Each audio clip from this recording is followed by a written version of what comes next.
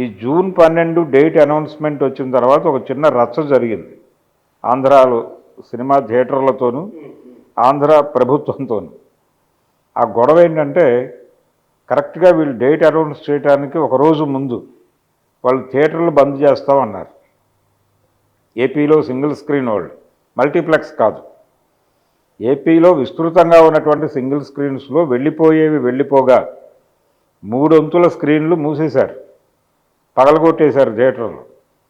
విజయవాడ లాంటి టౌన్లో, సిటీలో మేజర్ థియేటర్లన్నీ పగలగొట్టేశారు, అయిపోయింది. కళ్యాణ్ చక్రవర్తి, కపర్ది అనేటువంటి కాంప్లెక్స్ ఎన్టీ రామారావు గారిది ఉండేది, అది పగలగొట్టేసి కాంప్లెక్స్ కడుతున్నారు ఇప్పుడు.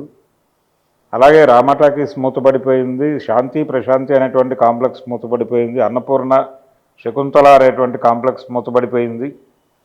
దాదాపు మేజర్ సినిమా హాళ్ళన్నీ వెళ్ళిపోయినాయి. వెంకటేశ్వర థియేటర్ లేదు ఇప్పుడు, దుర్గామహల్ అనే థియేటర్ లేదు, జ్యోతిమహల్ అనే థియేటర్ లేదు.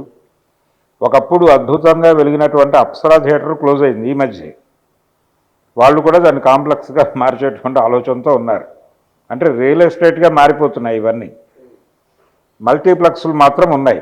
మిగిలిన సింగిల్ స్క్రీన్స్ వాళ్ళు ఒక కోరిక కోరుతున్నారు. అదేంటంటే గతంలో సినిమా పరిశ్రమ వర్ధిల్లినప్పుడు, అంటే ఎక్కువ మంది హీరోలు సినిమాలు చేస్తూ ఉన్న టైం, అంటే రామారావు గారి టైంలో 5, 6 పెద్ద హీరోలు ఉండేవాళ్ళు. వాళ్ళు నెలకి కనీసం ఒక రిలీజ్ ఉండేలాగా చూసుకునేవాళ్ళు. నెలకి అంటే సంవత్సరానికి 10 నుంచి 12 సినిమాలు ప్రతి ఒక్క హీరో చేసేవాడు.